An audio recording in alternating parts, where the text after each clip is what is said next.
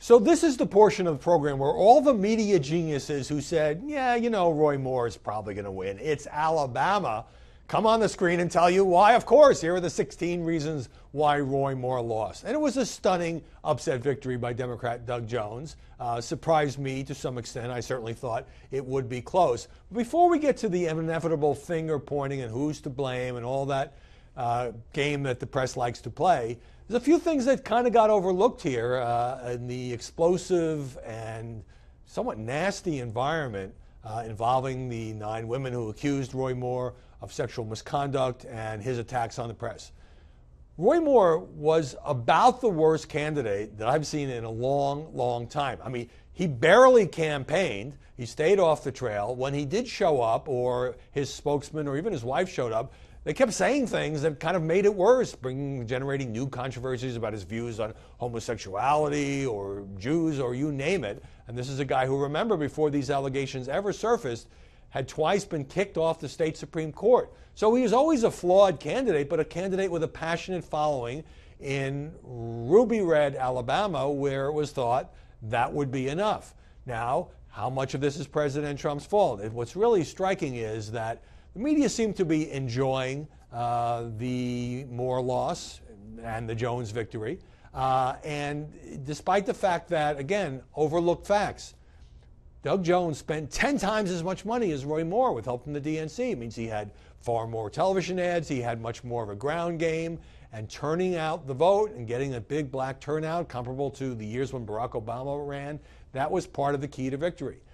But, you know, because President Trump was now been wrong twice in Alabama, first endorsed Luther Strange, the appointed senator, then endorsed Roy Moore, he kind of backed into it, then he made the robocall, he did the rally in Pensacola. Of course, pundits and political analysts are going to say that the president, this is a big setback for the president.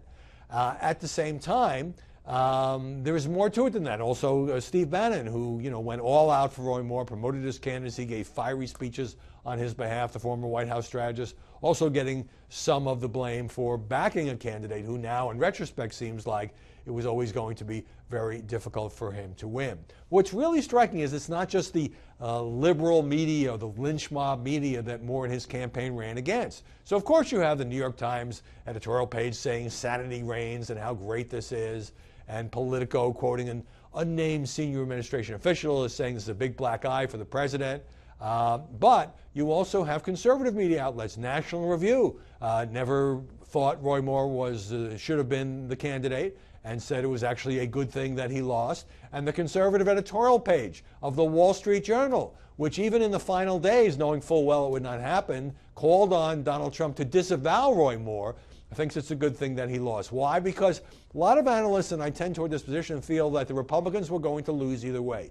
Either what happened in Alabama would turn out to be the case. That is, Doug Jones squeaks by about 20,000 votes. They lose a seat in the Senate. They've got to spend all of next year with just a 51-49 Senate majority, which means they can lose one Republican but not two on any party line vote. But also, if Roy Moore had won, you would have two things. The Democrats would be running against him till the 2018 midterms. Every commercial against every Republican candidate would be, this is a colleague of Roy Moore, this is the Roy Moore party. Well, they can't say that anymore. The people of Alabama, everybody said, let's let them have their say. They did have their say. And some stayed home. Some Republicans stayed home. Some Republicans voted for a write-in candidate, almost 2%, which turned out also to be sort of the margin of victory for Jones.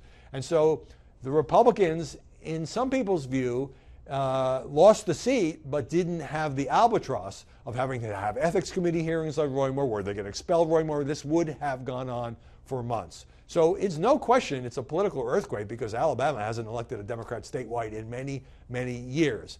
So in all the media finger pointing and the media analysis, there's a lot of truth being pointed out, but there's also just a little bit of glee, I think, in that the candidate who the press basically was against and basically prosecuted the case, at least on the sexual misconduct allegations, that he wound up losing.